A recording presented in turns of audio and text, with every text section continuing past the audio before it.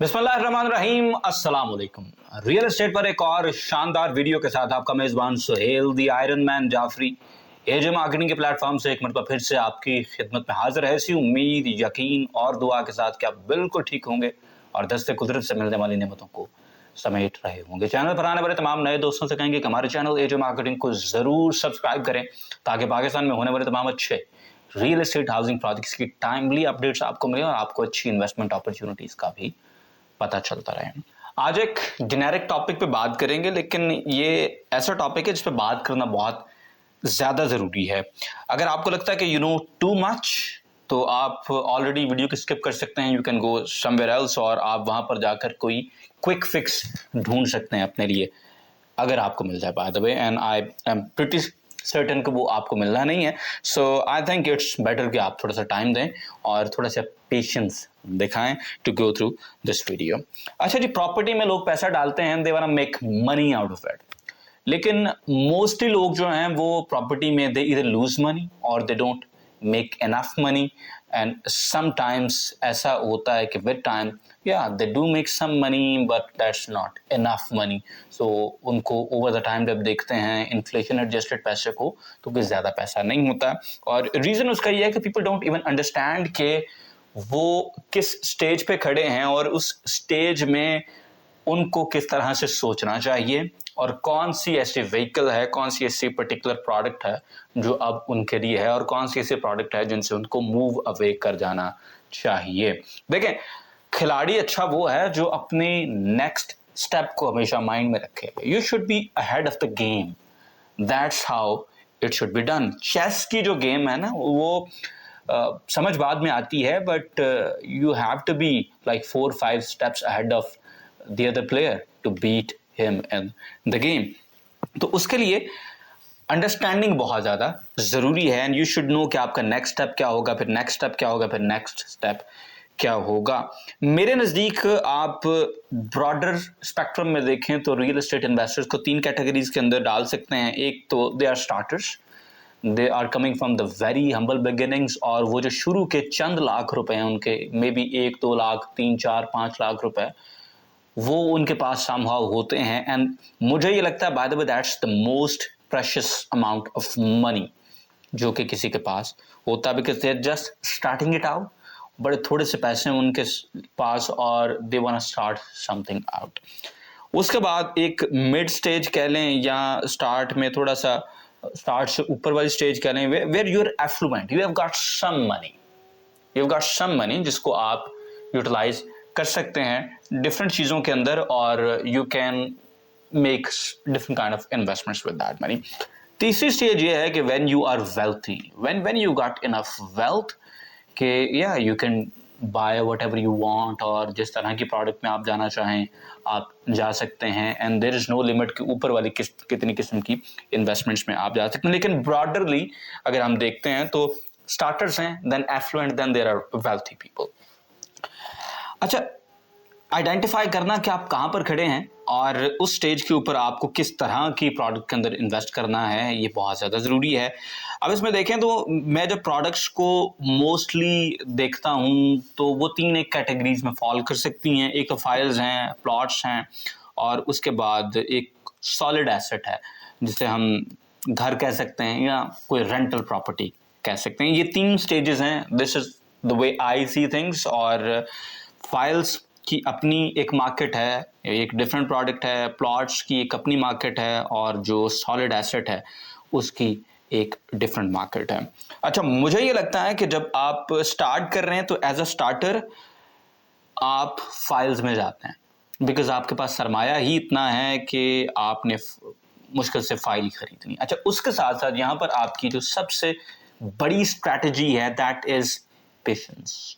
और मैं Robert Greene की कोट अक्सर सुनाया करता हूँ, which I read in the book the 48 laws of power, and that was patience will stop you from making moronic blunders. तो पेशेंस आपका सबसे बड़ा हथियार है एट दिस पर्टिकुलर स्टेज जब आप स्टार्टर हैं। और उसके बाद शुरू में जो फाइल्स हैं आप उनमें इन्वेस्ट कर रहे हैं तो इट्स लॉन्ग टर्म, और आप थोड़े से पैसे के साथ स्टार्ट कर सकते हैं। मैं अक्सर बता चुका हूं कि मेरी पहली रियल एस्टेट इन्वेस्टमेंट जो थी वो 2 लाख रुपए थी। फैसल हिल्स की एक फाइल में मैंने इन्वेस्ट किया था, I was 50% partner on that.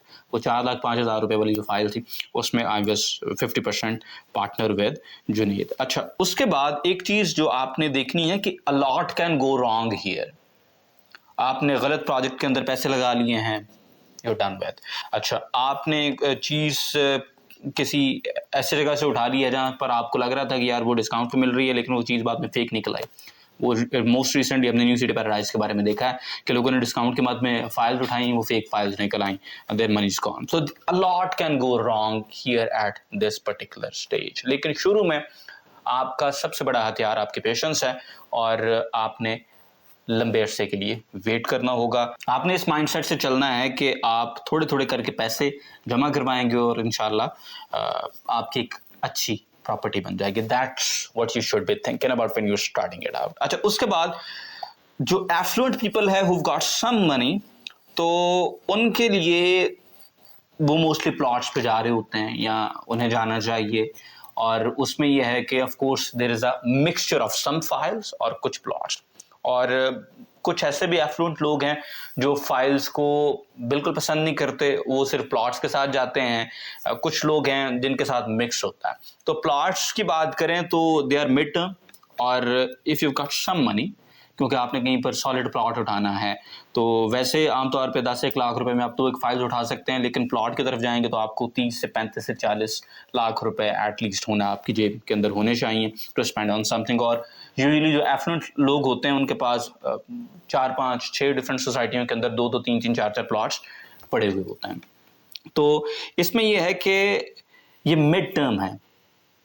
Plots में आप जब इन्वेस्ट कर रहे हैं तो आपको 2-3 साल का सर्कल गुजारना पड़ता है। वो आपको अच्छा लगे ना लगे, वो आप शुरू में आंखें बंद कर लें, डीलर आपको कुछ और, वट एवर द रीजन में बी, लेकिन सर मिड टर्म आपने कम से कम गुजारना। मार्केट एक चक्कर घूम के आएगी। Real estate is a cyclical market.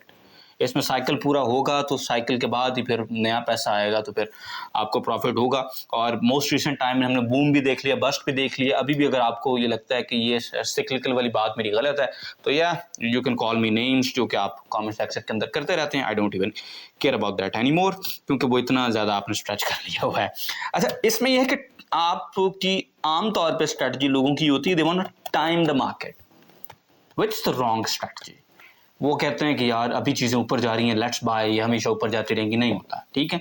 तो इसमें अच्छी स्ट्रैटेजी क्या है कि फिर आपको पता हो कि व्हाट यू डूइंग, तो आप मिड टर्म का सोचें, जहाँ पर आपको बारगेन पे चीज़ मिल रही हो, आपको लगता है कि यार ये इस जगह की जो आज वैल्यू मुझे लग रही है वो इससे है ज़्यादा, लेकिन जितने में मिल रही है वो प्राइस कम है। You throw your money in the market, और जब आप इनफ वेट करते हैं you get out with more money than you invested in. अच्छा, उसके साथ साथ ऑफ कोर्स कुछ फाइल्स भी आप चला रहे होते हैं, तो वो भी over the time files mature होकर प्लॉट्स बन रहे होते हैं।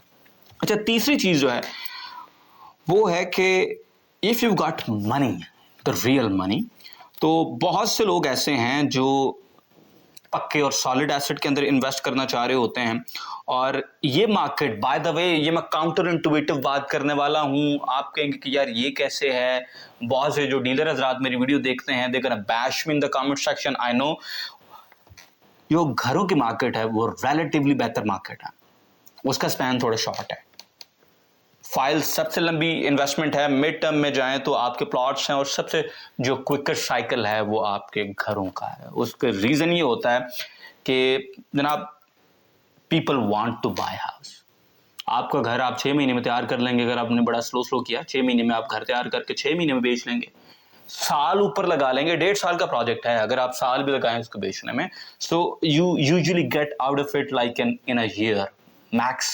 और 1.5 साल लगा लें तो बहुत ही आपने खींच लिया है। If you lack the capabilities of selling it, आपकी जगह सेल कोई और कर रहा है, तो फिर yes it might take some more time. लेकिन मेरे ख्याल से साल एक का प्रोजेक्ट होता है, 1.5 में भी आप स्ट्रेच कर सकते हैं, which is still far less than the plots and the files.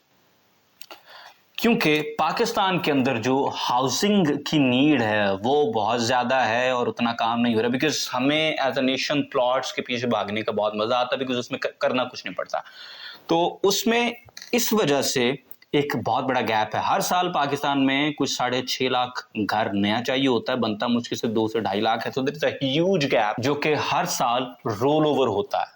वो गैप आगे चलता चला जाता है, हर साल 2-2.5 लाख नए घर बनते हैं, लेकिन फिर वही हम चूंकि वो कैरी कर रहे होते हैं पुराने वाला डेफिसिट, तो वो आगे हमें चल रहा था। इसी वजह से घर की ऑलमोस्ट हर वक्त डिमांड रहती है, बिकॉज घर की एक सच्ची मुच्ची यूटिलिटी है। अच्छा, एक चीज तो घर की जानिब से ये है। अच्छा, दूसरी चीज जो घर का एक और पॉइंट है उसमें ये है कि सर आपके जो पैसिव इनकम है, आपकी जो रेंटल एबिलिटी है, एक रेंटल कैपेसिटी है, वो बड़ी जबरदस्त है। आपको हर महीने रेंट आता है, ठीक है, you are making some money. और बहुत से लोग मैंने ऐसे देखे हैं जिनके घर हैं, एक आध घर है, और उस घर से आने वाले रेंट को वो डायरेक्ट करते हैं towards the installments of files, so they are investing in new plots. उन्होंने ऐसा एक सिस्टम डिजाइन किया हुआ है। आइडियली होना ये चाहिए कि आपको फाइल से शुरू करके you should be moving towards plot and eventually you should be moving towards the solid assets. Problem वहां पर होता है जहां पर लोग प्लॉट्स के पीछे ही पड़े रहते हैं, they never move up the ladder.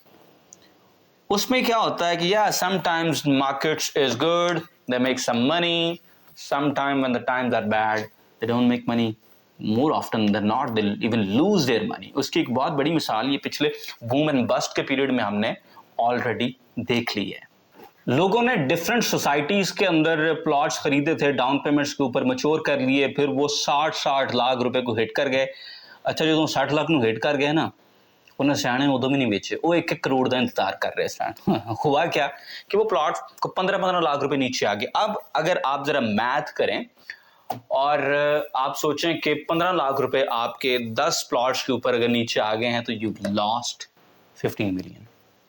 1.5 crore रुपया आपने लूज किया है। इसका दूसरा तरीका क्या हो सकता था? दूसरा तरीका इसके ऊपर ये हो सकता था कि आप के पास जब 2 प्लॉट हों 60-60 की मालियत की, यार एक को बेचें, दूसरे के ऊपर कंस्ट्रक्शन करें, आपका एसेट जो है वो लेस वोलाटाइल हो जाएगा। और घर की मार्केट बड़ी सॉलिड मार्केट है। इसकी मिसाल मैं अक्सर देता हूं कि B17 F ब्लॉक के अंदर विलास 85 से 90 लाख के अंदर रुलते रहे, लोगों ने नहीं लिया। और ये मैं बात कर रहा हूं 2 साल पुरानी, मैक्सिमम आप इसको 2.5 साल लगा लें। अच्छा, उस टाइम पर लोगों ने नहीं खरीदे और आज वही जो घर हैं वो 170 डिमांड के अंदर मार्केट के अंदर है। अब गैप देख लें। इस दौरान प्लॉट्स में या यू मेड सम मनी, लेकिन आपने सारे प्लॉट डिस्पोज ऑफ नहीं किए। डिस्पोज ऑफ क्यों नहीं करते लोग, बाय द वे? वो इसलिए डिस्पोज ऑफ नहीं करते कि उसके बाद करेंगे क्या? प्लॉट महंगा हुआ, बेचा, फिर उससे सोसाइटी से प्लॉट ले लिया, कितने ना कितने कुछ पैसे निकल आए, उनसे कुछ कर लिया, खर्चा पानी चल गया, या समझे कि वो वैसे सिस्टम में कहीं यूज होगा, बट स्टिल किया आपने क्या कि आपने फिर वहीं पर प्लॉट के अंदर पैसे लगा लिए। 1-2 जो सियाने लोग हैं, मैंने उनको रिसेंट टाइम्स के अंदर ऑब्जर्व किया, जब मार्केट पीक की ना, उन्होंने अपने कुछ प्लॉट्स बेचे, कुछ के ऊपर कंस्ट्रक्शंस कर ली, और इस टाइम वो सॉलिड एसेट के ऊपर बैठे हुए हैं। इसकी एक और मिसाल मैं आपको दूं कि जब फैसल हिल्स के प्लॉट 60-60 को हिट किए थे ना, उस टाइम में कंस्ट्रक्शन कॉस्ट आज के मुताबिक थोड़ी कम थी, और आपका 65 का प्लॉट अगर एग्जैक्टिव में था, और समझें कि कुछ 60 का प्लॉट आपका ए ब्लॉक के अंदर था, 60 का प्लॉट बेचते और आप घर बना लेते एग्जैक्टिव के अंदर, तो आज 175 में विला बिक रहा है फैसल हिल्स एग्जैक्टिव के अंदर। आपने क्या किया कि आपके उधर जो 60 वाला प्लॉट था वो भी 47-48 पे आया हुआ है, you lost like 1.2 million there as well, और आपकी चीजें भी फंसी हुई हैं। क्यों? क्योंकि माइंडसेट यह है कि नेक्स्ट स्टेप पे नहीं जाना, यू आर स्टक देयर। और जब तक आप किसी एक लेवल पे स्टक रहेंगे ना, you will be moving there. और हर लेवल पर how much money you make, there is a bar, there is a glass ceiling there. उस ग्लास सीलिंग से निकलने के लिए you have to move toward the next step, you have to move toward the next step. और जब तक आप next step पर नहीं जाएंगे, you will be staying there. और एक ही चीज बार बार करते रहना और डिफरेंट किस्म के रिजल्ट्स उनसे एक्सपेक्ट करना, that's what we call insanity. If you will be doing what you been doing always, you will be getting what you always been getting. तो साथ साथ मूव ऑन करें, अपनी स्ट्रैटेजी, अपने नेक्स्ट स्टेप को ज़रूर माइंड के अंदर रखें।